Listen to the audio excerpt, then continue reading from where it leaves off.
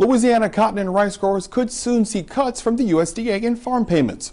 Under President Barack Obama's proposed budget for 2011, maximum direct payments to rice and cotton growers will drop from $40,000 a year to $30,000. Obama also proposes completely cutting off direct payments to farmers with an annual farm income of more than $500,000. Right now, the cutoff is $750,000. Also, Obama's plan will cut off direct payments to farm families which earn more than $250,000 in non-farm income. In a statement, USDA Secretary Tom Vilsack said, quote, "This budget uses taxpayer dollars wisely, taking common sense steps that many families and small businesses have been forced to take with their own budgets."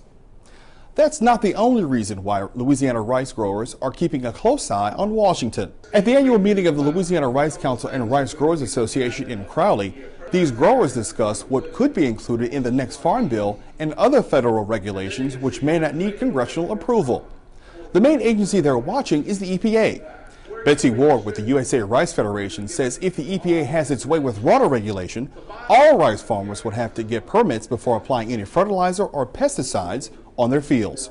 If anybody knows what it's like to go through the permitting process with the EPA, it's not something we want to see happen to our rice farmers. So that's a big challenge. We're hopeful that we can prevent that from happening, and we're working with a pretty large coalition to make sure, and our members of Congress to prevent EPA from doing that. So it hasn't happened yet, so we're hopeful we can win that battle. Ward says Washington is also considering stronger oil spill control regulations, which could force rice growers to build special barriers around any storage tanks on their farms. Lawmakers here at home say farmers need to keep a close eye on what's going on here in Baton Rouge. The Louisiana legislature convenes for its regular session on March 29th. Representative Andy Anders of Vidalia is the chairman of the House Ag Committee. He says it appears animal rights groups have been working hard in other states to get their legislatures to pass laws which could be adverse to livestock production. Specifically, he points out to Proposition 2 out of California, which mandates that all chickens be able to spread their wings fully and move around without touching the sides of their cages.